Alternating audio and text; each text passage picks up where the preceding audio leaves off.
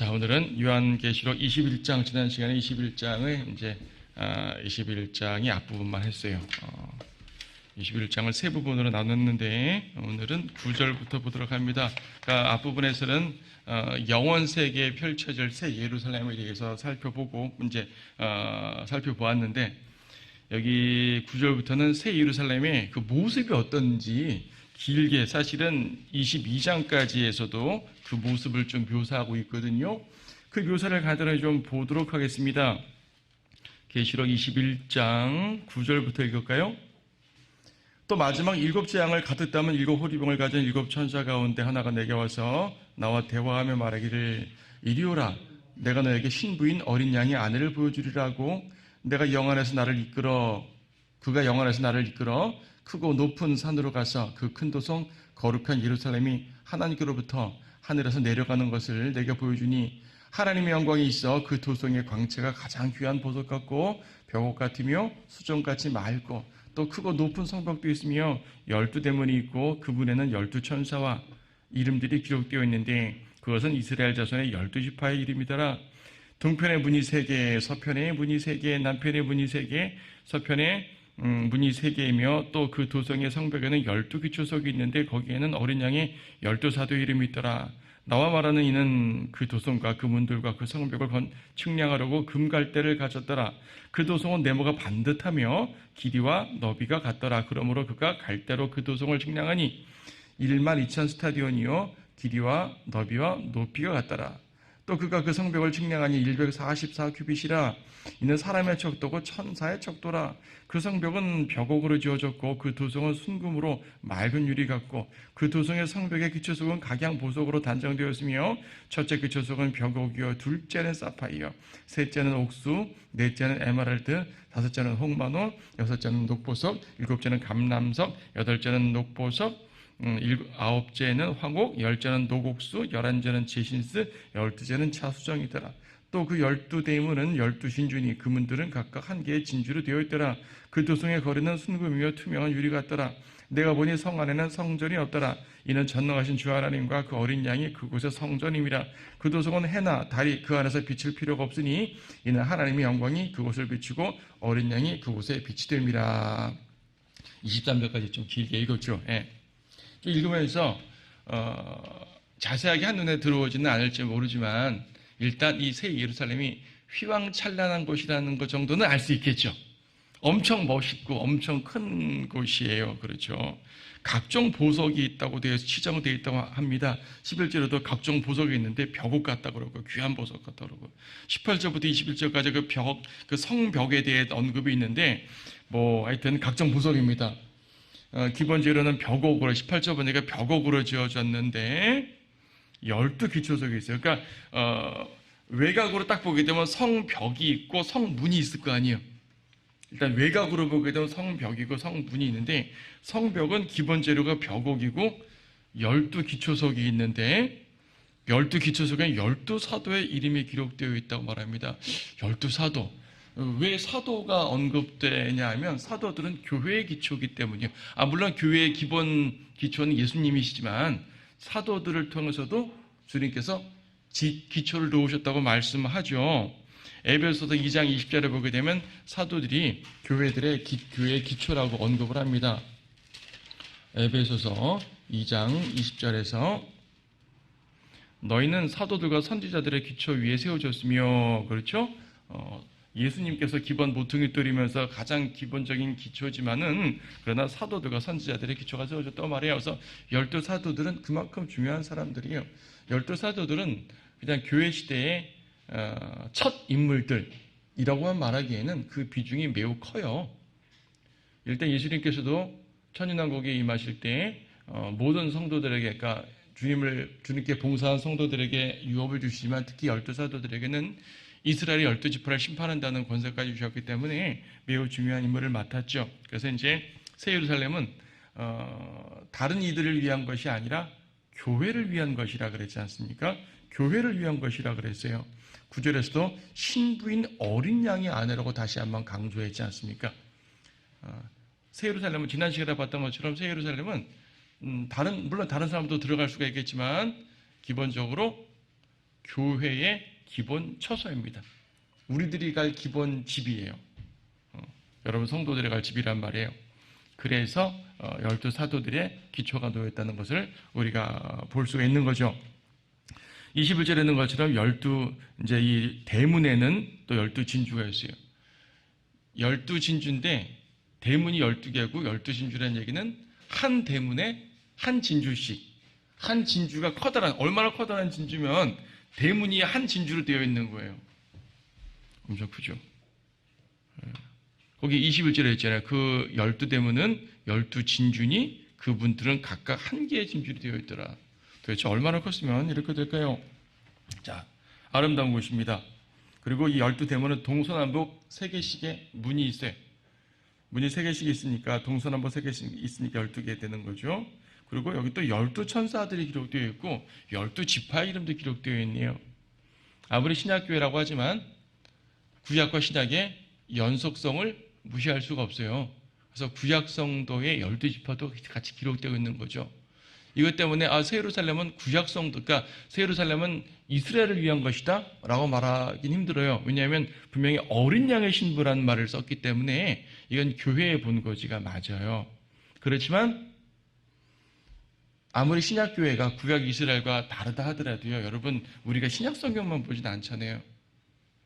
신약의 구원이 신약성경에 나와 있고, 그렇죠. 예수님의 십자가가 신약성경에 나와 있고, 교회를 위한 계시가 바울서신 신약성경에 나와 있고, 그래서 우리는 신약성경으로 잡지만 그렇다고 구약성경이 우리의 것이 아닙니까?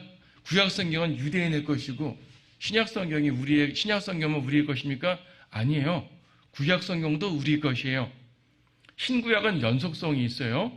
우리가 교리적으로 나누어 보다 보니까 경륜에 따라서 구분해서 교리를 보는 것뿐이지, 그래도 성경은 창세기 1장 1절부터 계시록 끝까지 다 하나님의 말씀이고, 그 하나님의 말씀은 우리의 교훈을 위해 주어진 것이고, 이스라엘을 모르게 되면 교회를 알 수도 없고, 구약의 역사하신 바로 그 하나님이 우리의 하나님이시고, 그 여호와 하나님이 곧 우리의 하나님이신 것이고, 그렇죠. 모든 것들은 연속성이 있어요.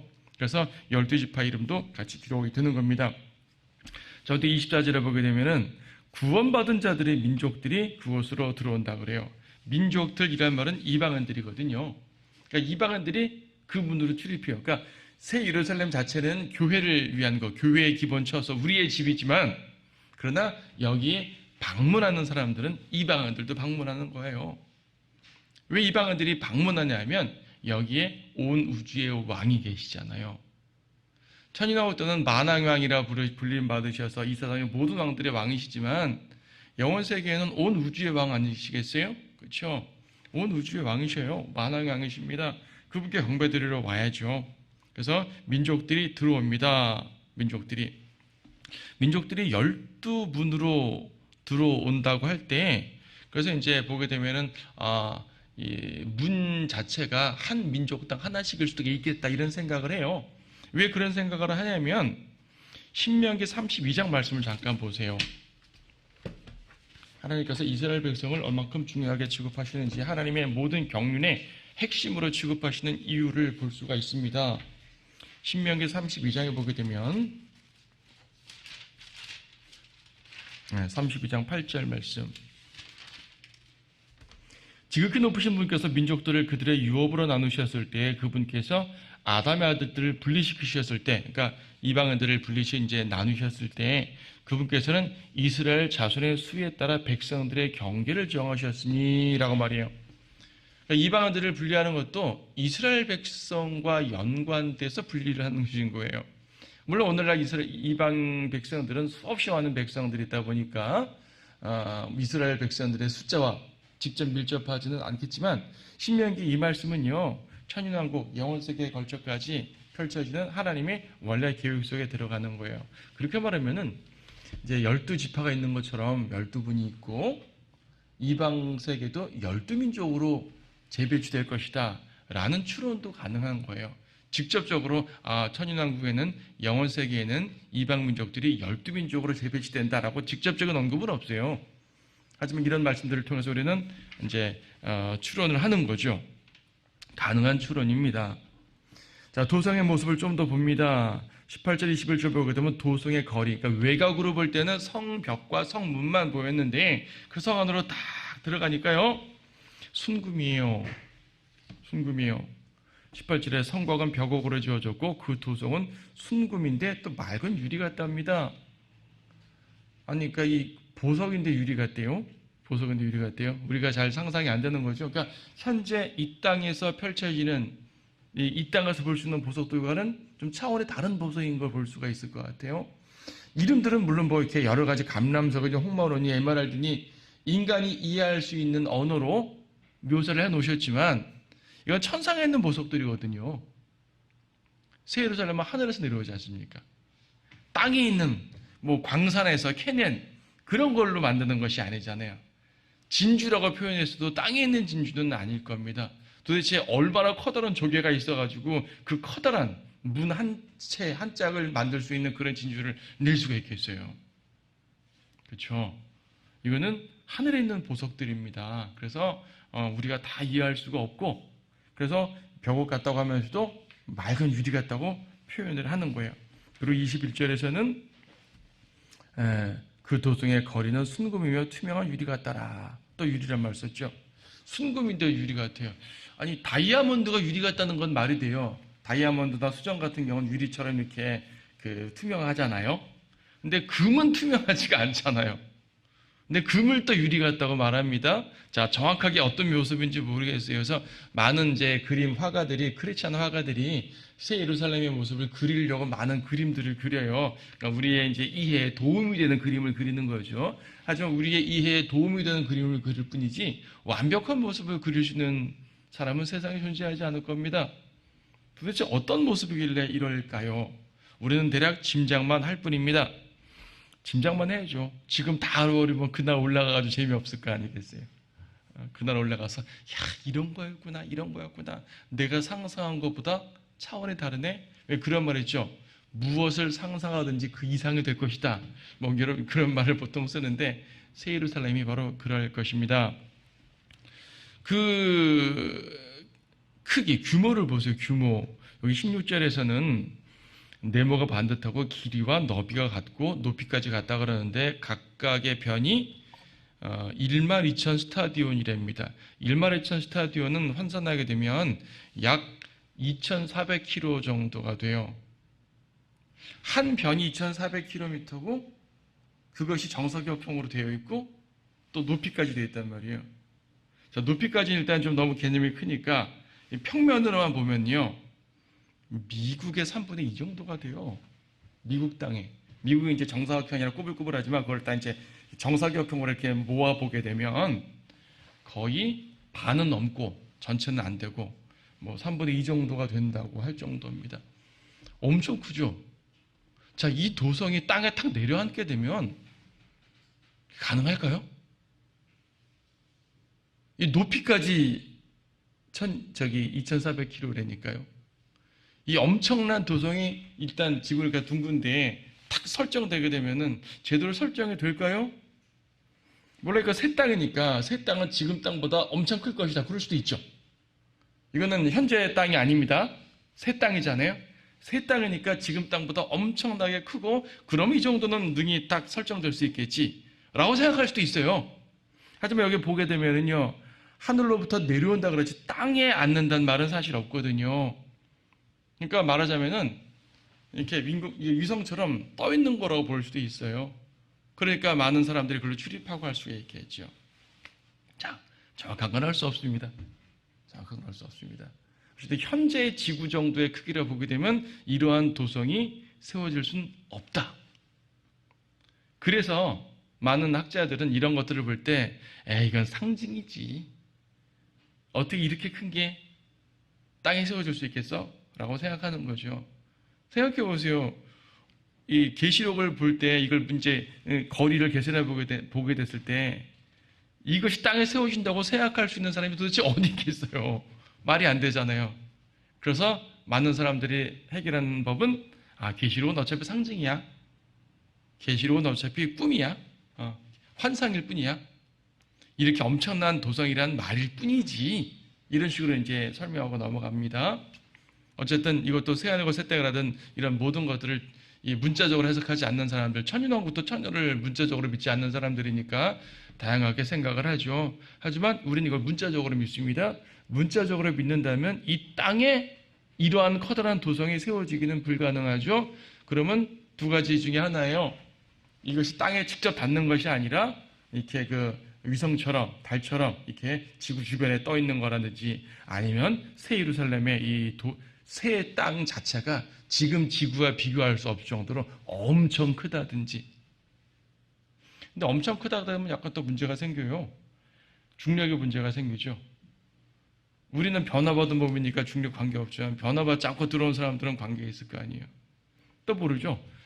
사람의 수명이 1000살까지 살 정도로서 모든 것들이 바뀌니까 그런 것까지 주님께서는 새롭게 하실 수가 있어요. 어쨌든 이것은 새 땅이라는 사실을 기억하셔야 돼요.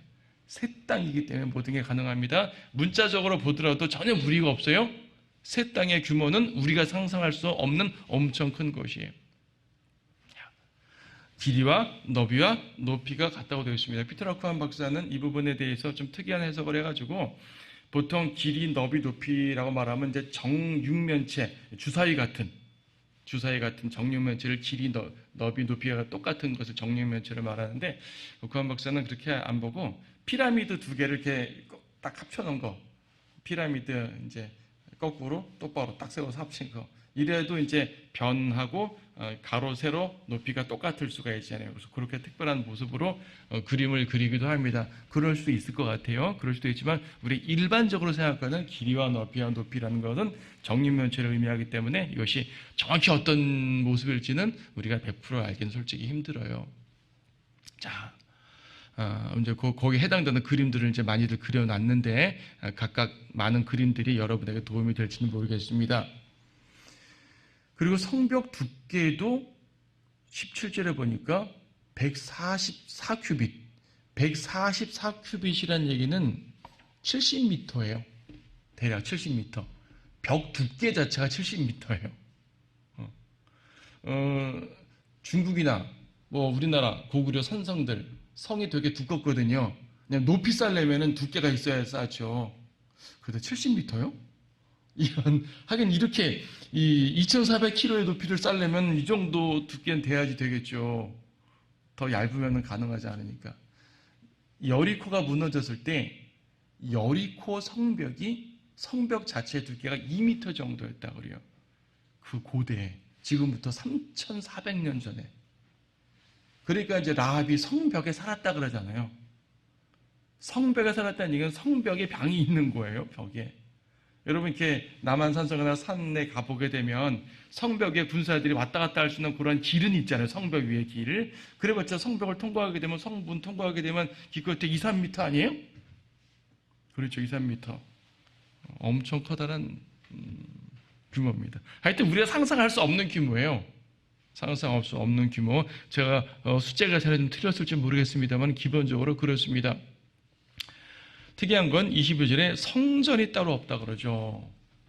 새 예루살렘엔 성전이 없어요. 왜 없냐면 전능하신 주 하나님과 그 어린 양이 그곳의 성전임이라. 하나님과 어린 양이 그 성전이에요. 네. 그러니까 따로 별도의 성전이 필요 없죠. 또 마찬가지로 23절에는 해나 달에 비칠 필요가 없어요. 왜냐하면 하나님과 어린 양이 그곳에 비치시기 때문에. 예수님은 세상의 빛이라 그랬는데 그때는 그곳은 정말 빛이에요. 그러니까요, 이 새 땅, 새 하늘 하게 되면 그때도 땅이 있고 별들이 있고 해와 달이 있을 거 아니에요. 영어처럼 우주는 이제 새롭게 창조되지만 하여튼 우주는 존재할 거 아니겠습니까? 우주가 존재한다는 얘기는 해와 달과 별이 있다는 얘기입니다. 땅에선 그래요. 땅에서 볼 때는 해와 달과 별이 있을 거예요. 하지만 새 예루살렘 내에는 해와 달이 필요 없어요. 필요 없죠. 어린 양의 빛이 항상 비치고 있기 때문에 밤이 따로 없다 그러잖아요. 밤이 따로 없어요. 영원한 낫만, 영원히 낫만 있는 곳. 영원히 낫만 있으면 어떻게 살아요? 현재 몸으로는 못 살죠. 변화받은 사람들만 살 수 있는 겁니다. 우리가 하늘나라 올라갔을 때 우리의 혼이, 이미 죽은 성도들 위에 올라가 계실 거 아니에요? 그분들 다 영원한 낫에 이미 거하고 있는 겁니다. 그 영원한 빛 가운데서 우리를 품어주시는 분이 바로 예수 그리스도예요. 바로 어린 양의 빛입니다. 하나님의 빛이고 어린 양의 빛. 우리는 그 빛 가운데 들어간다는 사실이 얼마나 감사한지 모릅니다. 자, 마지막 부분을 봅니다. 24절이요. 그리하여 구원받은 자들의 민족들이 그 도성의 빛 가운데 걷어갔으며 땅의 왕들이 그들의 영광과 존귀를 그곳으로 가져오리라. 또 그곳의 성문들을 낮에는 결코 닫지 아니하리니 이는 그곳에 밤이 없음이라. 그들의 민족들의 영광과 존귀를 그곳으로 가져오리라. 무엇이든지 더럽게 하는 것이나 가증한 일을 행하는 자나 거짓말한 자는 결코 그곳에 들어오지 못할 것이며 다만 어린 양의 생명의 책에 기록된 자들만이라. 자, 아까 구원받은 자들의 민족들을 언급드렸는데요. 여기서 구원받은 자들의 민족이란 말은 우리를 말하는 것이 아니란 말입니다. 우리는 구원받은 자들의 민족이 아니라 그리스도의 몸이에요. 그리스도의 신부예요. 성경에서 민족들이라는 말은 이방인들을 말합니다. 물론 우리도 이방인들이었지만 십자가의 보혈로 구원받는 순간 우리는 더 이상 이방인으로 취급되지 않고 교회로 취급돼요. 그러니까 교회가 아닌 민족들을 말하는 겁니다. 이방 민족들. 그런 이방 민족들이 12신주물을 통해서 출입한다는 거예요. 출입하는 거예요. 주님께 와야 되는 거죠. 주님께 오지 않으면 안 됩니다. 아마도 대환란과 천년왕국 동안 구원받은 유대인들이 여기에 해당될 겁니다. 특히 천년왕국 때 구원받은 유대인들. 천년왕국 때도 구원을 따로 받나요? 왜 우리가 지난 20장 끝에서 봤잖아요. 천년왕국이 끝나게 되면은 사탄이 반역할 때 이 반역에 추종하는 사람들이 있겠고 추종하지 않는 사람들이 있겠죠. 그렇잖아요. 그렇기 때문에 천년왕국 동안에 구원받은 사람들이 존재하는 거예요. 영원 세계에 넘어오려면 천년왕국 때 구원받은 사람들이 넘어오는 거고 그렇지 못한 사람들은 멸망을 하게 되는 겁니다. 이런 사람들은요. 22장 14절에 보게 되면 22장 14절 그의 계명들을 행하는 자들은 복이 있나니 이는 그들이 생명나무에 대한 권리를 가진다 그래요. 생명나무에 대한 권리를 가진다는 얘기는 생명나무를 먹어야지 산다는 얘기, 영원히 산다는 얘기입니다. 생명나무의 권리를 갖는데요. 누가? 계명들을 행하는 사람들. 그럼 우리도 계명들을 행해야지 생명나무를 먹는 것인가? 여러분들은 생명나무를 먹어 영생을 얻지 않잖아요. 우리는 어떻게 영생을 얻었습니까? 우리는 말 그대로 예수님을 믿고 영생을 얻은 거예요. 우리에게 생명나무라고 굳이 말한다면 예수님이 그 생명나무인 거죠. 십자가가 그 생명나무인 거예요. 우리에게는. 하지만 이들에게는 문자적인 생명나무가 있겠고 생명나무의 과실과 생명나무 잎사귀, 생명강가 이런 것들이 문자적으로 이어지는 상황입니다. 누군가는 이걸 먹어야지만이 영생을 얻을 수가 있어요. 이걸 먹어야 된다는 얘기예요. 그러니까 천년왕국 때 구원받은 백성들은 이걸 먹어야 돼요. 예루살렘에 들어서 이걸 먹어야 돼요. 먹어야 되는 거예요. 이 권리를 얻으려면은 온전한 행위로 지켜야 되는 거죠. 믿음으로 얻는다고 말하지 않고 계명들을 행하는 자들이라고 표현했습니다. 여러분 천년왕국 때는요. 이렇게 말하죠. 오해하시려나요? 믿음이 필요 없는 시대입니다. 온 시대 중에서 믿음이 필요 없는 유일한 시대가 천년왕국 시대예요. 왜냐하면 여러분 히브리서 11장 뭐라 했습니까? 믿음은 바른 것들의 실상이요 보이지 않는 것들에 대한 증거라 그랬어요. 보지 않고 믿는 게 믿음입니다. 보고 믿는 건 믿음이 아니에요. 그렇죠. 예수님께서 만왕양으로 다 계세요. 어떻게 안 믿겠어요? 초림 때는 예수님이 눈에 보이게 오시긴 했지만 초림 때는 고난받는 종이었고 배척받는 상황이었으니까 또 그분의 왕권을 행사하지도 않았고 그렇기 때문에 사람들이 예수님을 보고도 안 믿을 수 있었지만 천년왕국 때는요. 마귀를 멸하시고 온 땅을 그분의 왕국으로 뒤바꾸시고요. 만왕의 만주의 주로 타고 오십니다. 죄인들을 멸하시고요. 백보다 심판을 거치시고요. 이거는 영원 세계고. 천년왕국 때는 그런 모습이란 말입니다. 그래서 천년왕국 때 그런 모습을 보고 주님을 믿고 안 믿을 게 없는 거죠. 당연히 모두가 예수님을 알게 되는 겁니다. 이사야 11장에서는 주를 아는 지식이 세상에 충만하다고 그랬습니다. 주를 아는 지식. 지금은 주를 아는 지식이 세상에 없으니까 전파하잖아요. 계속적으로. 계속 전파하고 복음을 전하고 주님을 알라고. 하지만 천인왕국 때는 주님을 알라고 전파할 필요가 없어요. 주님이 다 눈앞에 계시잖아요. 예루살렘 땅에 계시니까 뭐 아침 저녁 뉴스로 예수님에 대한 동정을 다 볼 거예요. 사람들이. 요즘처럼 유튜브 발달되어 있으면 수시로 보겠죠. 예, 예수님은 눈에 보이게 계시기 때문에 또 그분의 공의의 왕국의 통치는 눈에 보이게 행해지기 때문에 지금처럼 안 보이지만 믿고 신뢰하라 라고 할 필요가 없는 시대죠. 그러니까 교회 시대는 믿음으로만 구원받는 거고요. 그렇죠? 구약 시대에는 율법으로 구원받지만 구약도 믿음이 필요 없어요. 필요 있어요. 믿음 없이 이 율법만 지키는 경우는 없단 말입니다. 환난 때도 믿음과 행위가 필요한 거죠. 하지만 천년왕국 때는 믿음이 필요 없는 거예요. 대신에 행위만 필요한 거죠. 천년왕국에는 마귀가 없으니까 악행을 저지를 가능성이 훨씬 적지만 그래도 아담의 성품이 있기 때문에 죄를 질 수가 있다. 이를 죄를 짓게 되면 그들은 지금보다 엄청난 큰 형벌을 받는다. 오른손을 잘못하면 오른손을 잘라야 될 정도로 정말 그런 형벌을 받게 된다. 왜? 그런 죄를 질 가능성이 거의 없는 상황에서 죄를 짓기 때문에, 마귀가 없는 세상에서 죄를 짓기 때문에. 근데 그런 사람들이, 억눌린 사람들이 천인왕국 끝에 마귀가 반역을 일으키면 그 마귀를 따라서 반역을 쫓아낼 거 아니에요. 그들은 불못으로 들어가는 거예요. 그렇죠. 그러니까 백보자 심판이라는 것은 백보자 심판에서 구원받는 사람들이 있어요. 이 말을 오해하면 안 돼요. 백보자 심판에서 구원받는 사람이 있다고 하니까 지금 멸망한 사람들이 그때 다시 한번 기회를 준다는 얘기인가? 그런 말이 아니라 한 번 죽는 건 사람에게 정해져 있고 그 뒤에 심판이 있다고 그러잖아요. 히브리서 9장에서. 자, 우리는 언제 심판받죠?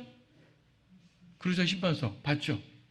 언제예요? 천년왕국 전이잖아요. 그렇죠? 그렇죠. 유대인들도 대환란을 통해서 심판을 받는 것이고요. 민족들도 주님 재림해가지고 대환란 때 이 민족들의 심판을 거칩니다. 어떤 형태든지 심판을 받아야 돼요. 그런데 천년 왕국에 태어난 백성들은 심판받을 일이 없잖아요.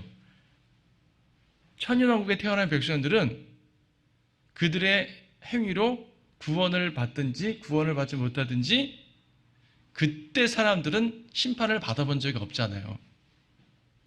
그래서 그들은 백보자 심판에 서야 됩니다. 백보자 심판에 서는데 천인왕국 때 구원받은 사람들도 그곳에 설 거 아니겠어요. 그래서 이 백보자 심판에서는 구약 시대에, 교회 시대에, 어느 시대나 다 구원받지 못한 사람들을 쫙 세기 때문에 그들의 죄들로 다 멸망에 불멸에 떨어지게 될 텐데, 유일하게 천년 왕국에서 구원받은 사람들도 그 자리에 서가지고 너희들은 생명의 책에 이름이 기록되어 있어 하고 영원 세계로 들어가는 거예요.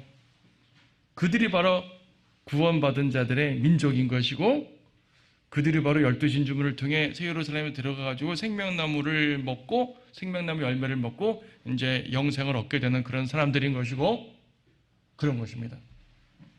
그러니까 교회 시대만 기준으로 하게 되면 우리는 절대 백보자 심판에 서지 않고 죄인들만 서는 거예요. 여러분들이 일반적으로 복음 전할 때는 이 말만 하면 돼요. 천년왕국 백성들, 천년왕국 태어난 사람들, 이런 자는 괜히 너무 복잡해요. 사실은 지금 우리가 그 주제가 나왔으니까 말하는 것이지, 일반적으로 복음 전할 때는 우리가 천년왕국 백성들을 왜 신경 써요? 복음 전할 때는 현재 사람들을 신경 쓰는 말이에요. 구약 사람들 신경 쓰는 거 아니에요. 사람들 자꾸 묻잖아요. 여러분 복음 전하게 되면 예수님 전파되고 전 사람들은 어떻게 구원받았습니까? 그런 말 하지 말라는 얘기예요. 우리가 복음 전할 때 기본 대상은 현재 사람들인 거예요. 현재 교회 시대의 이방인들을 말하는 거죠. 이들에 대해서 말하다 보니까 구원받은 사람들은 백보자 심판에 서지 않고 구원받지 않은 사람들이 백보자 심판에 산다, 이 말만 하면 다 되는 거예요. 하지만 요한계시록 21장 22장에 영원세계, 천인왕국 이런 부분들을 이해하면서 교리를 좀 설정해 놓고 보니까, 천년왕국 때 구원받은 사람들도 그 전에 심판을 받은 경우가 없으니까 백보자 심판을 설 수밖에 없겠다, 그럼 백보자 심판석에 선 사람들 중에서 구원받는 유일한 부류의 사람들은 천년왕국 백성들이구나. 이해를 할 수가 있는 거죠. 이해가 됐죠? 예, 분명히 이해가 됐을 겁니다. 예, 그렇게 이해를 하시면 돼요. 자, 하여튼 이런 사람들은 이제 이 생명나무에 대한 권리를 갖고 들어올 수 있는 상황이 됩니다. 그 성문은 닫히지 않는다 그렇습니다. 25절에도 성문은 닫히지 않아요. 밤이 없고요. 항상 아무 때나 들어올 수가 있습니다. 24절, 26절에서는 민족들의 모든 영광과 존귀를 가져온다 그래요. 여러분 스가랴서 14장 말씀 잠깐 보세요. 구약성경의 끝에서 두 번째 책 스가랴서 14장.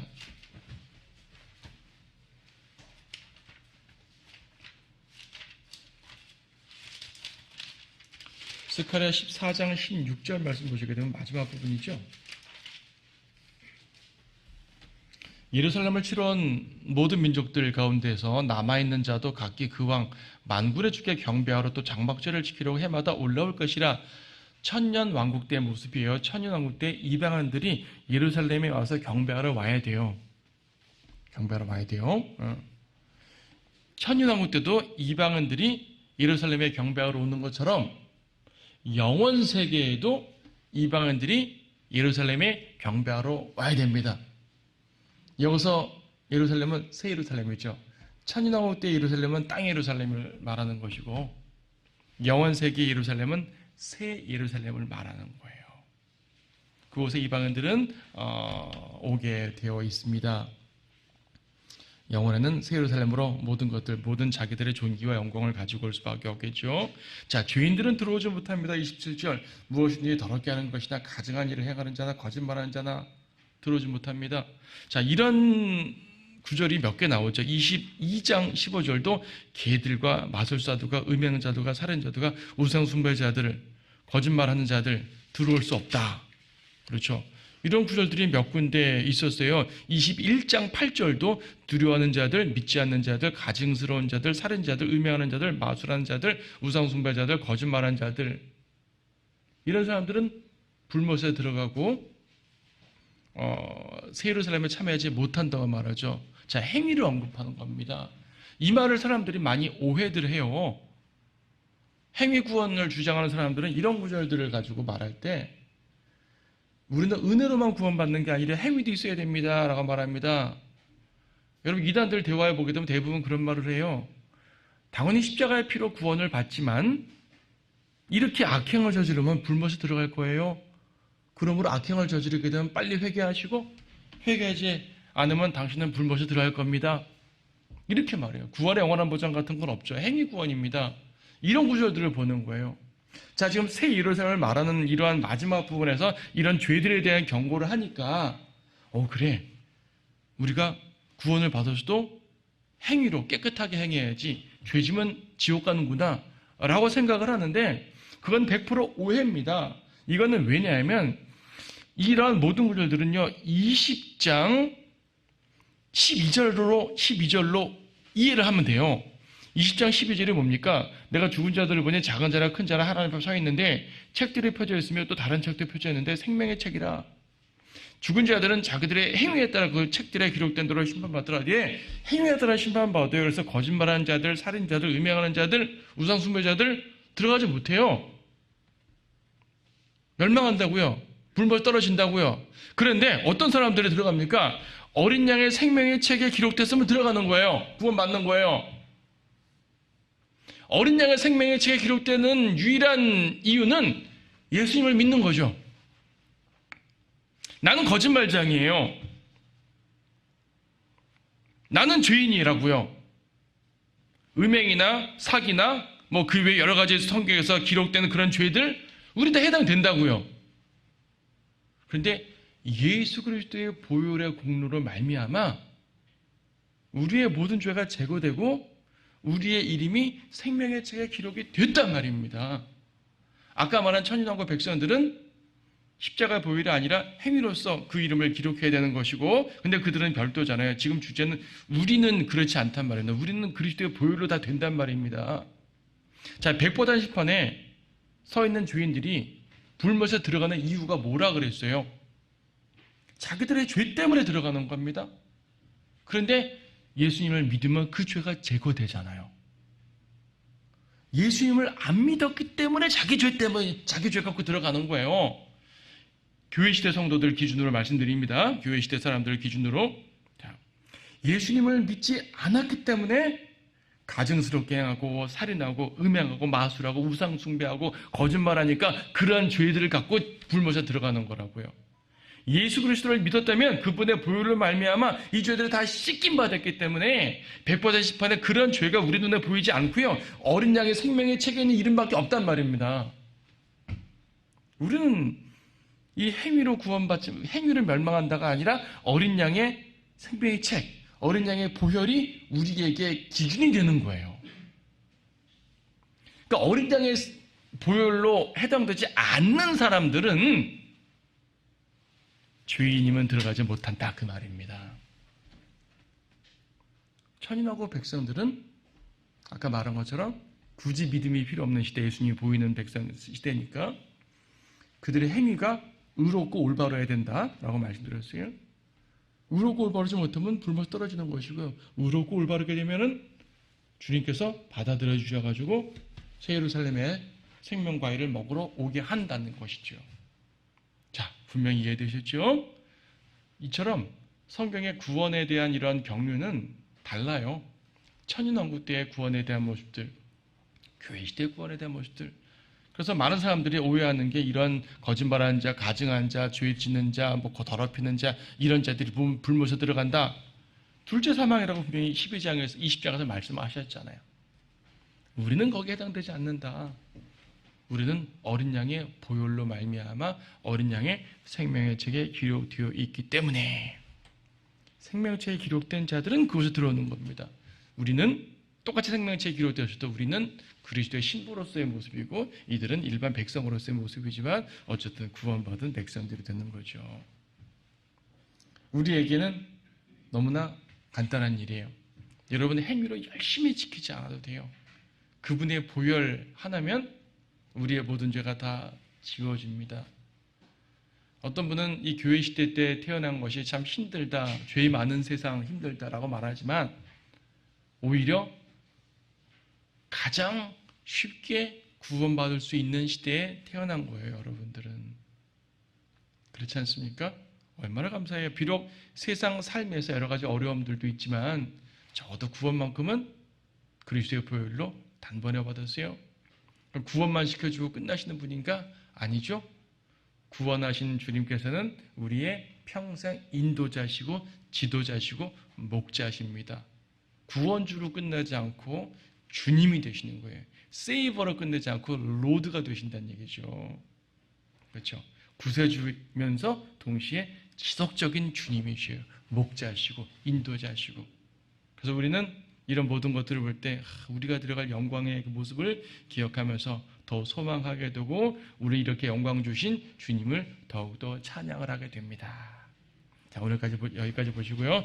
다음 시간에 22장으로 마무리를 해야 될 것 같네요.